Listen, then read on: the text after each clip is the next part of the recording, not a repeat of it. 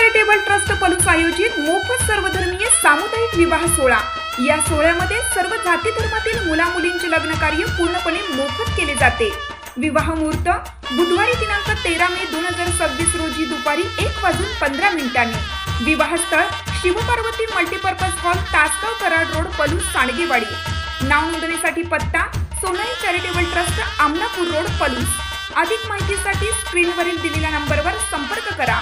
मार्गदर्शक संस्थापक पलूस नगर परिषदेचे गटनेते श्री गणपतराव पुदाले अप्पा, सोनाई चॅरिटेबल ट्रस्ट, पलूस।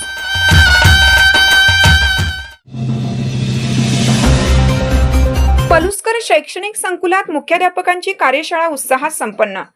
सांगली जिल्हा परिषद शिक्षण विभाग, सावरकर प्रतिष्ठान आणि लाही प्रतिनिधी यांच्या संयुक्त विद्यमाने पंडित विष्णू दिगंबर पलुसकर शैक्षणिक संकुल पलूस येथे मुख्याध्यापकांची कार्यशाळा उत्साहपूर्ण वातावरणात संपन्न झाली।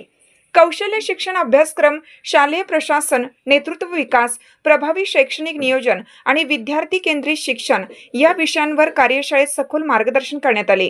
कार्यशाळेस मार्गदर्शक म्हणून राहुल भंडारे, सत्यमजी मस्करे आणि मयूर लाड यांनी उपस्थित राहून मुख्याध्यापकांना विविध शैक्षणिक विषयांवर मार्गदर्शन केलं। बदलत्या शिक्षण प्रवाहात मुख्याध्यापकांची भूमिका, शाळा व्यवस्थापनातील नवे आयाम, गुणवत्ता विकास आणि कौशल्य आधारित शिक्षण याविषयी त्यांनी सविस्तर विवेचन केले। शैक्षणिक संकुलाचे अध्यक्ष उदय परांजपे व संचालक मंडळ यांच्या मार्गदर्शनाखाली कार्यशाळेचे आयोजन करण्यात आलं। यावेळी मुख्याध्यापक तानाजी करंडे, आनंदराव सावंत, मुख्याध्यापक ए.टी. पाटील, जयवंत मोहिते, सौ रेखा घारगे, व्ही.बी. पाटील, ए.एस. कांबळे, दशरथ पाटील, संजय मोरे यांच्यासह परिसरातील विविध शाळांचे मुख्याध्यापक उपस्थित होते। कार्यक्रमाच्या प्रारंभी मुख्याध्यापक तानाजी करंडे यांनी उपस्थित मान्यवरांचे स्वागत केलं।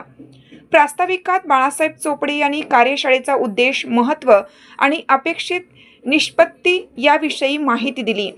कार्यशाळेत शिक्षण क्षेत्रातील सध्याच्या गरजा, मुख्याध्यापकांची बदलती भूमिका, शालेय नियोजन, कौशल्य शिक्षण आणि विद्यार्थ्यांच्या सर्वांगीण विकासासाठी आवश्यक बाबींवर सखोल चर्चा करण्यात आली। उपस्थित मुख्याध्यापकांनी कार्यशाळेला उत्स्फूर्त प्रतिसाद देत मार्गदर्शनाचा लाभ घेतला। अनुभवपूर्ण मार्गदर्शनामुळे उपस्थित मुख्याध्यापकांना शैक्षणिक नेतृत्वाचे नवे दृष्टिकोन मिळाले।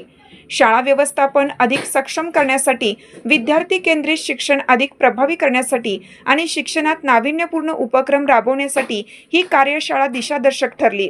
उपस्थितांनी ही कार्यशाळा ज्ञानवर्धक, प्रेरणादायी आणि उपयुक्त ठरल्याची भावना व्यक्त केली।